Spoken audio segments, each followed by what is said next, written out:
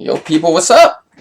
We're going for our 8th win in a row against jc-arias. As always, we're going to really focus on moving quickly. Oh man, I hate this stupid opening, but alright. Just gonna make some quick moves. Should be okay. Bishop e7 is probably fine. Alright, I'm just gonna castle. I don't know if d5 is good or not. Like d5 for him. Okay, he does this crap.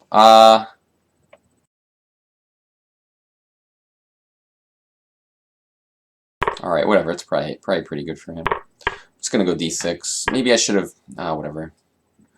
Should have done something different. Something different. I don't want to think about the past right now. My bishop's not on b. It's not supposed to be in b7 right now. It's basically the idea. I'm moving my knight to c7 to help support.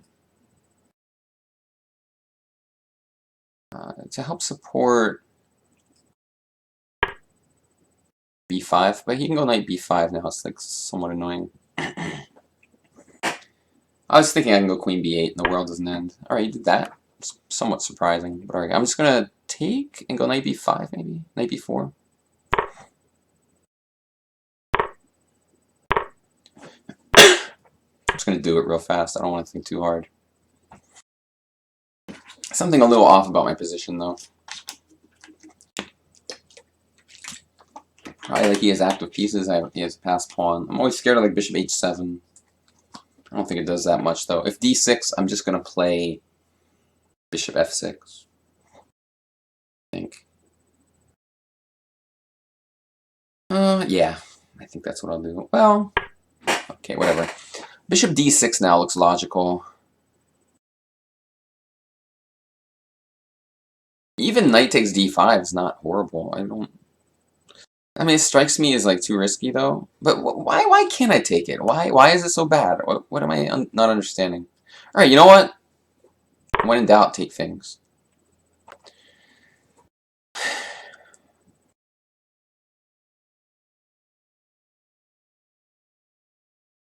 MCJ, that wasn't my idea. You didn't read the article. That was just one comment I made at the beginning. Sorry, I'm talking to the Twitch people.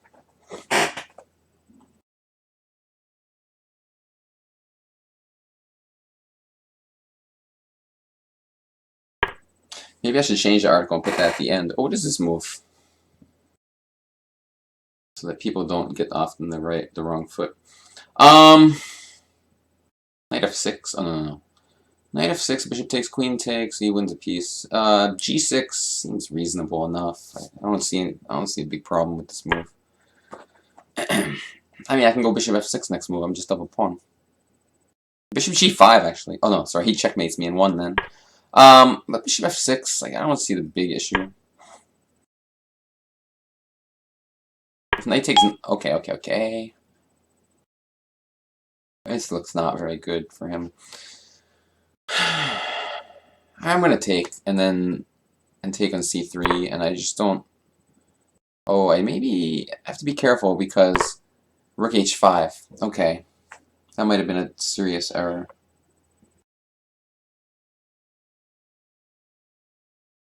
Oh, I might have slightly blundered here. Light blunder. Shit. Knight c3, rook h5. Rook e8. Queen h7, king f8. I have to think because otherwise I'm going to get checkmated.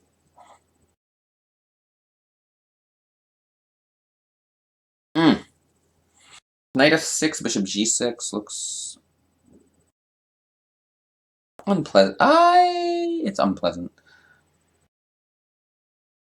It's unpleasant. Queen f6 is like what I'm thinking is the kind of move that doesn't lose instantly. Alright, I'm just going to do it. Man. I can go rook d5, but that's the annoying thing about it. And then I have to take on d5, he takes with the knight, I go queen b2, and I mean, it's probably somewhat bad for me. I can go bishop takes g6 there. How bad is that? Oh no, I'm sorry. Knight e7 and bishop g6 is what I'm talking about. And like queen g7 looks irritating.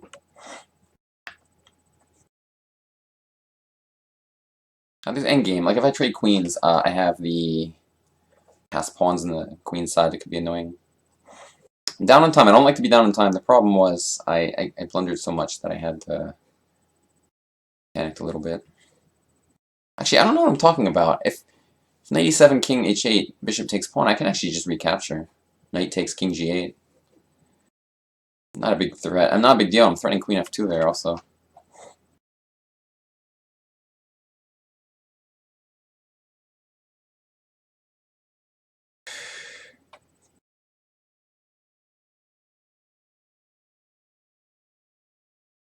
Just thinking hard. Just thinking hard what to do. I'm just gonna do some forcing crap, knight e7 and bishop g6 maybe. I don't think it's good though. No, it's not bad. It's not bad. That might be bad. Maybe queen g7 and then I just play the endgame. Or maybe queen queen f6, queen h7 mate. I know I'm talking too fast for anyone to understand. I don't want to take it because that's a draw. Sort of don't want to draw.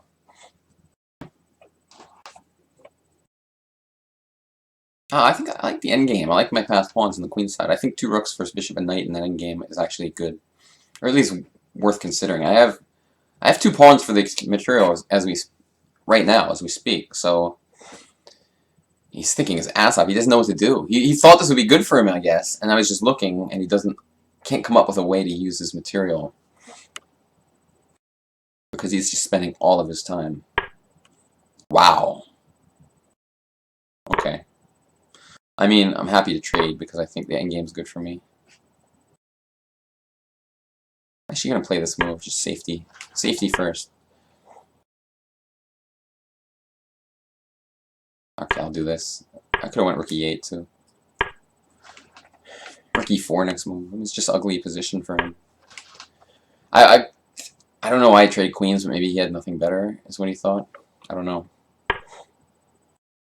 e5 for fun, or no? Yeah, why not? Wow.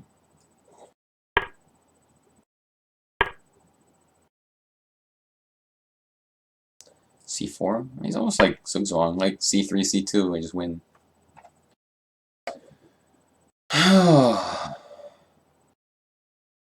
Yeah, it's just over, I think. Oh, I didn't see that. It's probably still over. Oh, no, it's not over, because I'm not attacking his material anymore. Maybe this move, though, is, like, annoying. I like to make annoying moves.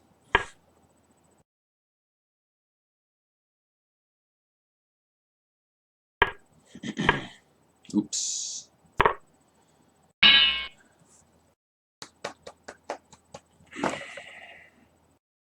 Boom. Alright, so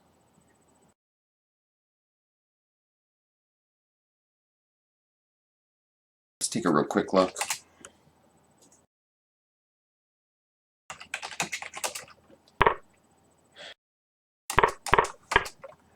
There are a lot of logical fallacies that people use when they try to evaluate what a good format for a tournament is. And I'm going to talk about the candidates right now.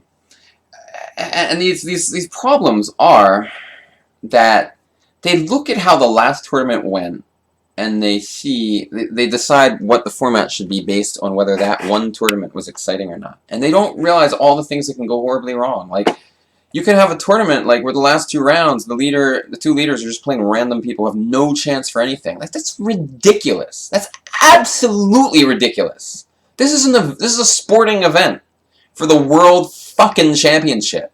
You're telling me that, you know, Caruana and Karyakin in first and second, they gotta play like Topalov and Nakamura who are in like 7th and 8th? I'm exaggerating. I'm just hypothetically, and like both playing them for whoever beats up on the people who don't actually care that much anymore, that person plays for the world championship. That is stupid. They should play each other. That's fucking obvious. You gotta be a fucking moron to not realize that the 2 people in first place should just play each other. At some point, they should have a head-to-head confrontation, the people who are in the lead. This is just like such...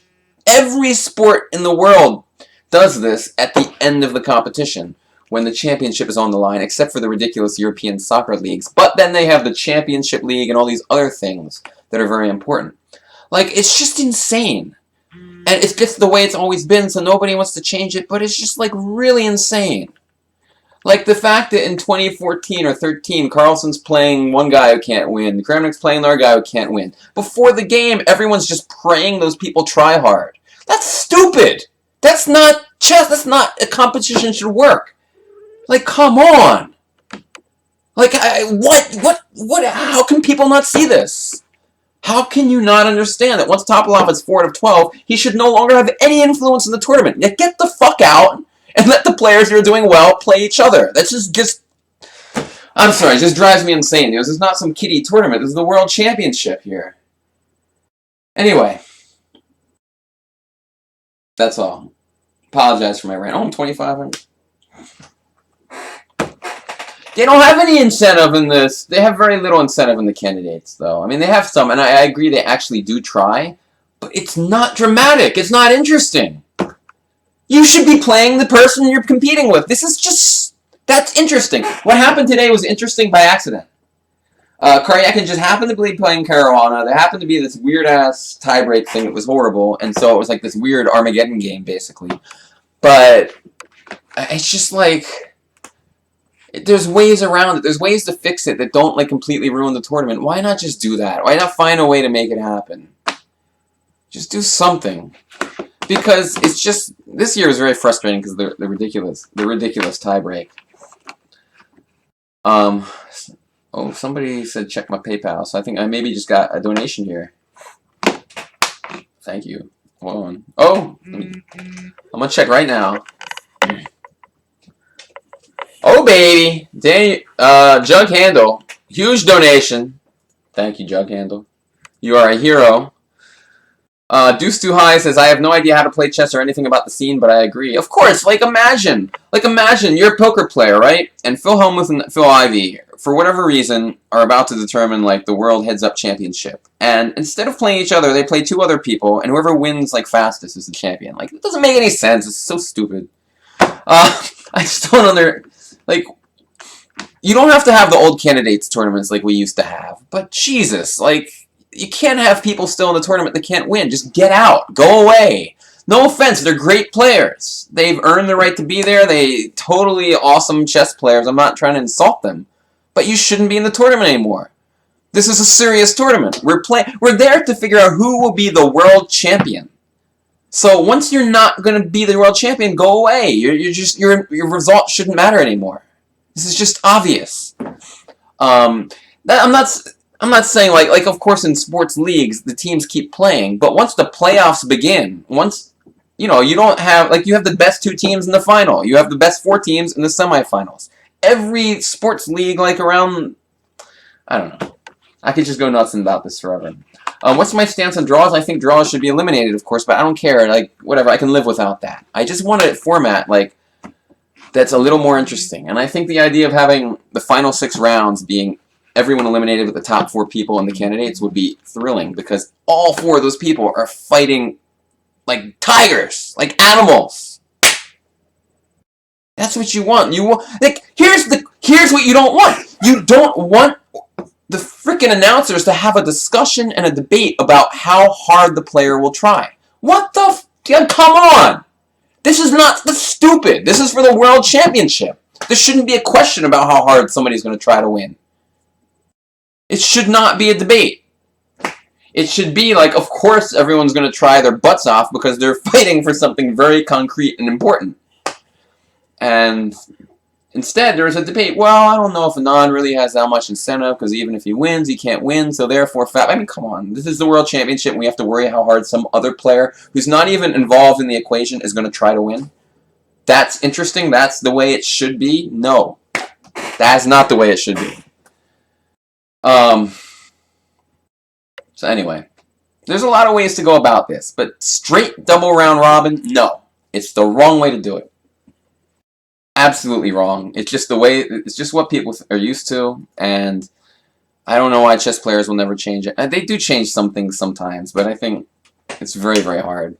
And I do think there should not be a draw should not be a result. I think you should go to a rapid game like Kazimzhanov, one of the top grandmasters in the world at the time, suggested. So I got some backup there. Maurice Ashley is also suggesting it right now. But man, this format just straight double round robin. Like, you got people after 3 rounds left that literally have 0.0 chance to win, and there's still every single thing that they do affects the entire tournament. And it's just like, oh my god, why should that be? Why are, you know, like, they're still trying. These guys are professionals. This time, everyone's professional. We got a great crop of players who work really hard, but it's not always going to be that way. You're going to have people like shady-ass characters in there in the future. You never know. You never know when you're going to have somebody who's going to be happily willing to throw a game to their friend. You just never know.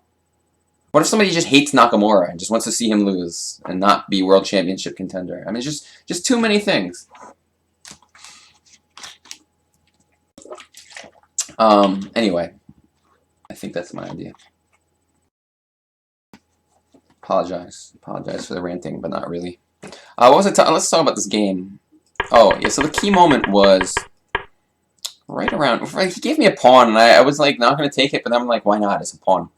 So now is the key moment. I just missed rook h5. So I don't know if there's anything I could have done about it, honestly.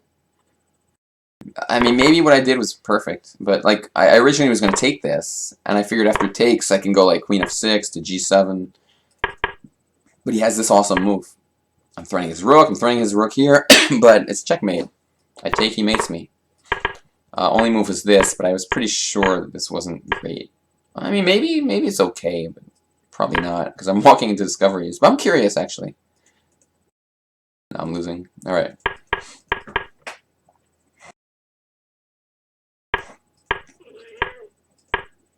Somebody in the chat says, there's something to be said for subconsciously being less focused when you have nothing to game. Of course, there's nothing. You know, like, you're not playing for the World Championship anymore. Why are you playing against somebody who is? That's stupid. I mean, I understand it like a qualifying event, okay? This is the very final event before the World Championship match, and you're telling me you can't come up with something better? You can't find a way that Karyakin and Caruana like play a 4-game match at the end. There's some... I don't think actually that's the most elegant solution, but something. Something other than this. I don't think knockouts are the... Knockouts just somehow don't work that well because of the high draw rate. Actually, I think knockouts would be great if we adopted the no draw situation, where you play a slow game. If it's a draw, you then play a rapid game right after, and then you keep playing rapid games till somebody wins, and the time control gets progressively faster. That would work great in like a 5-game match. Boom, somebody first to 3 wins, and the chess would be extremely exciting and hard fought. Whenever you're... Well, you can't have a 5-game match. It has to be like a 4-game match with some tiebreaker crap. But whoever has white is going to have to fight harder, or else they're going to be defending with black in a rapid game, which is kind of annoying. But okay, I understand most people are not cool with the rapid game after the draw. I don't know why. Like 75% draws is somehow exciting to people, but whatever. I'll live. I'm exaggerating. I think it was 70% draws, or maybe slightly less. It's also ridiculous that so many games end in a draw. It's just too many. 50%'s okay, 70 is not. It's just too many games. When the idea of anyone winning a game is like such a shock. Anyway. Oh. But there's just a lot of ideas. Something should be done. I think my idea is a reasonable one. It's a reasonable one that doesn't change much in terms of how the event works. And yeah, people might say that... by the way, I'm suggesting a 9-player round robin. You play 8 games. At the end of those 8 games, the top 4 qualify for a double round robin quad. So you play... Those 4 players keep their score. Same score. So if somebody's ahead by a point, they're still ahead by a point. But then they play each other only. Everyone else is out, goes home. And they play 6 games. And then whoever's winning... They play for the World Championship, and if it's a tie, you have an actual tie break that's not stupid. Like a playoff match. And yes, it's true that there will be those rare cases where somebody outside of the top 4 after 8 games would maybe come back and win. But you know what? If you can't play well enough after 8 games to be in the top half of the tournament, then I don't know. I don't know that you need to be playing for the World Championship. I think it's fair to just say bye-bye. That's all. I don't like the 3 points for a win, 1 point for a draw at all. I think it's a bad system because a draw is a natural result. Like you can't. The players, no matter what incentive you do to make them try for the win, they're going to draw a lot of their games because the draw is just normal. When you're that good, chess is just a draw most of the time. So I definitely don't like the 3 point for a win, 1 point for a draw thing. Anyway. Oh, yeah, but I played Queen F6 here. I couldn't find anything better. Let's see if Houdini agrees. Rook E8. What the hell? Queen F6. Okay. Yeah, I thought this Queen D2 had to be a misjudgment, because I actually think the endgame is just better for me. Well, maybe I'm exaggerating, but these pawns are strong. What does it say? Yeah, endgame is better for me. Well, he should do something that's not the endgame, like any move, like H4 or something. What does it say? Is H4 playable? Yeah, I mean, just you gotta understand when you can trade pieces and when not. And this is not a time to be trading queens. I mean, the minor pieces work well in the middle game, not in the end game when I have these passed pawns on the queen side. By the way, you could also do this. But I was thinking about queen G7 here. If take, I think it's a draw. I was thinking. Oh, actually, since he may have some advantage, I thought I could maybe do this, and the endgame's interesting. Yeah, Houdini thinks it's interesting, because I think these pawns are annoying. That's probably what I would have done, fought for the win, but it's kind of interesting. It's kind of double-edged. Anyway, we have now won 8 games in a row. We're at 2,500. Booyah! Let me check the best list now. What? Feeling good. Thanks for watching, YouTube. Hope you enjoyed my rant. Bye-bye. Apologize about that language. No children watch. Too late, though. See ya!